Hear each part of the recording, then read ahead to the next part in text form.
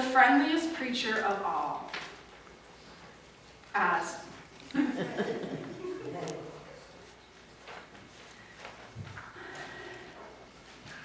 Now, Dorothy, I don't want to talk about this again. You need to get ready for church. It's the only day all week I have to sleep in, and I am so tired. Dorothy, you are so tired because you stayed up too late last night. You need to get ready for church. Mom, just this once. I promise I'll watch the preachers on TV. Dorothy, you have 5 minutes. Get ready for church.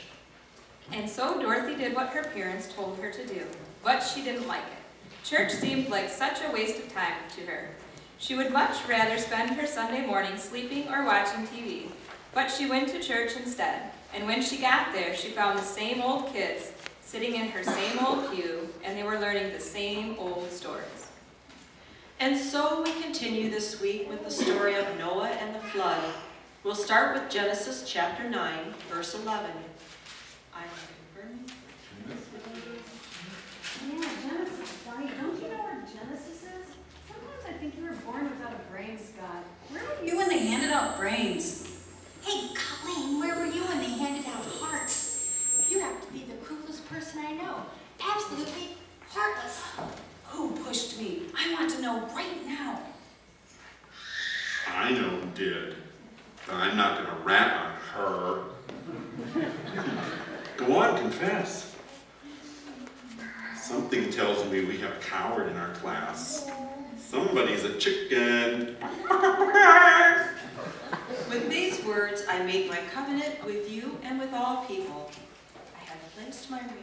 Dorothy had heard the story a million times before, and she didn't think she could bear to hear it again. She gently closed her eyes for a moment and felt herself slipping away from the church. Whenever I cover the sky with clouds and the rainbow appears, I will remember my promise to you. A rainbow, Dorothy thought. A rainbow, and she was suddenly transported to a place she had only imagined before, a place beyond the rainbow.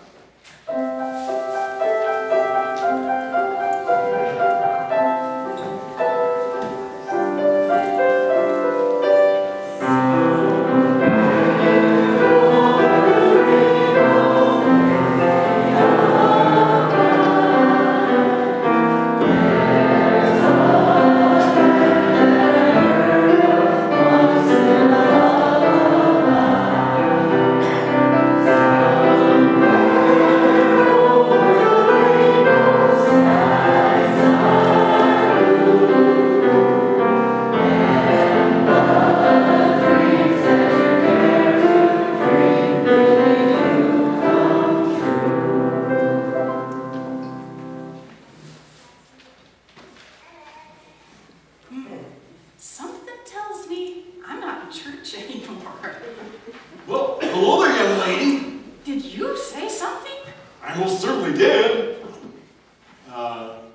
That is, I think I did. Oh my. I don't remember anymore. Oh, well, why is that? Well, it's a terrible thing, really.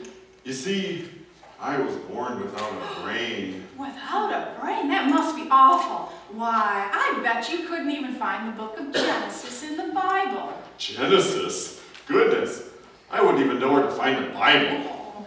Oh, I wish I could help you, Scarecrow. I do, but I'm not sure what I'm doing here. One minute, I'm sitting in church, and all of a sudden, whoosh, I'm here, somewhere over a rainbow. Well, I know someone who can help both of us. Oh. Not far from here, there lives a very, very nice woman known as the friendliest preacher of Oz. I'll bet she could help you find her way home, and maybe she can give me a brain. That is, I think she can. What was I saying? I can't remember. Oh, here, let me help you down, Scarecrow. I think we both better go see the friendliest preacher of all as soon as possible. I'm with you. Yeah. Let's be on our way. Okay, well, which way do we go? Why, it's this way, of course. Oh, okay. Or is it this way? Okay. Or this way? Oh, boy. Oh, my. I don't remember. Well, how about we'll sounds great. Let's be on our way. We're off to see the preacher, the friendliest preacher of Oz. Watch where you're going, you nincompoops. What do you think you're doing? Didn't you see me? I was standing right here. Well, I guess, sir, we didn't see you. I'm sorry. You're just a bunch of clumsy old nincompoops. That's what you are. Listen, buddy, we said we were sorry. There's no need to call us names. Oh, I'm so sorry. I did it again. I hurt your feelings, didn't I? Well, I must admit that you did. I'm so sorry. It happens all the time. You see, I don't have a heart. No heart? That's what I said, lame brain. Hey, no, you really did hurt my feelings. Oh, there we go. Now look what you did. You really are heartless. Oh, I'm so sorry. I didn't mean to do it again. If I only had a heart, maybe I wouldn't be so cruel. Hey, I have an idea. We're going to see the friendliest preacher of Oz. We're going to see if he can give me a break. And maybe she can help me find my way back to church. Do you think she could find me a heart? Well, I don't see why it could hurt to ask. Why don't you come along with us, Tin Man? We're off to see the preacher, the friendliest preacher of Oz. Roar! Roar! Go away! Go away! Oh, don't you yell at me. Don't yell at me. Oh, she's just scared to death. Some lion. Somebody's a chicken. You're right. I'm not lying. I'm just a chicken. I'm not brave. I try to be a lion, but everybody makes fun of me. Oh, that's okay. There, Lion. You know, we're off to see the friendliest preacher of Oz. Maybe she can help you find some courage. The friendliest preacher of Oz? Well, yeah. We're hoping that she'll help me find my way back to church. And to help me find A brain, dummy, a brain. Gotta get a heart. Do you think she could help me find some courage? There's only one way to find out. We're off to see the preacher, the friendliest preacher of Oz. Just where do you think you're going? Can't you hear? We just sang it. Let's sing it again for the old bag. We're off to see the preacher, the friendliest preacher of Oz. I see. You're out to see the preacher. The friendliest preacher of Oz. You poor dears. Whatever for? Well, we're hoping she'll help me find my way back to church. And to help me find A brain. And me a heart. And me some courage. You can't get any of those things from the friendliest preacher of Oz. You'd be better off staying in bed on a Sunday morning or watching TV. Well, how would I get anywhere by sleeping in and watching TV? That doesn't make any sense. Maybe not. That's what you told your mother you wanted to do this morning. Now, go home and watch TV, all of you. Don't yell at us! Hey, I know what to do. I've seen this in a movie once. I know how we can scare her away. You don't mean That's right. Look what I got. water. A little water is all you need, Witchy. You better run for it or you'll be baptized before you know it.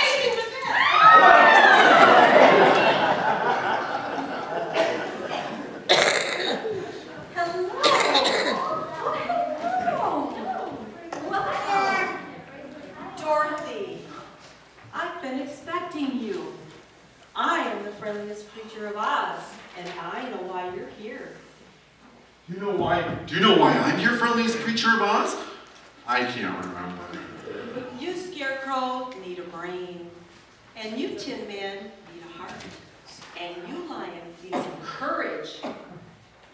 Do you think you can help us? I most certainly can. You've come to the right place. In my church, you can gain valuable knowledge that will make you very wise in life. That sounds like just what I need. And in my church, you can gain more than knowledge. You can learn about love. After all, love is the most important part of being a Christian. Do you think you could even help a heartless person like me learn the way of love? Yes, Tin Man, even you. What about me? Can you help me to be courageous? Yes, we discuss ways to live out the Christian faith each day of our lives. That takes a lot of courage. Being faithful today in God's world is hard. Only the bravest Christians can do it.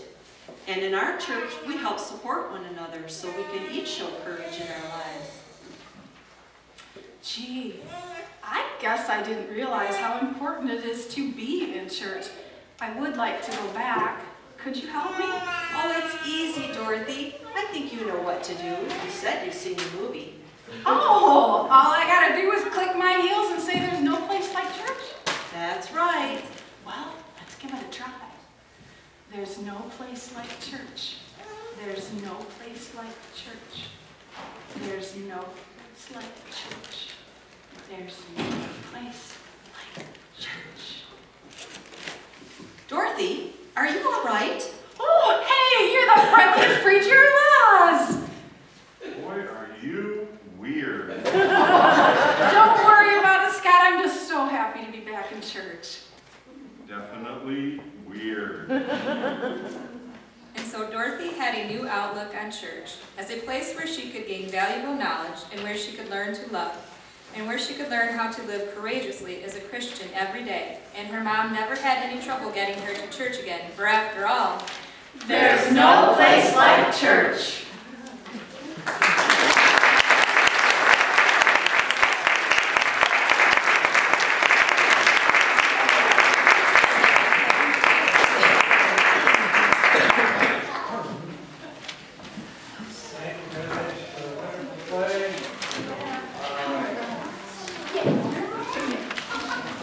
One of the most joyous hymns in the Christian faith, I know you can't hear me, but I'll do the best, is Amazing Grace. Anyone know the story of Amazing Grace? Well, I'm talking, you kids can be excused to your Sunday school class, right? Anyone know who wrote Amazing Grace? Captain of a slave ship, right? John Newton. I can't sleep anymore. And he used an old slave melody and wrote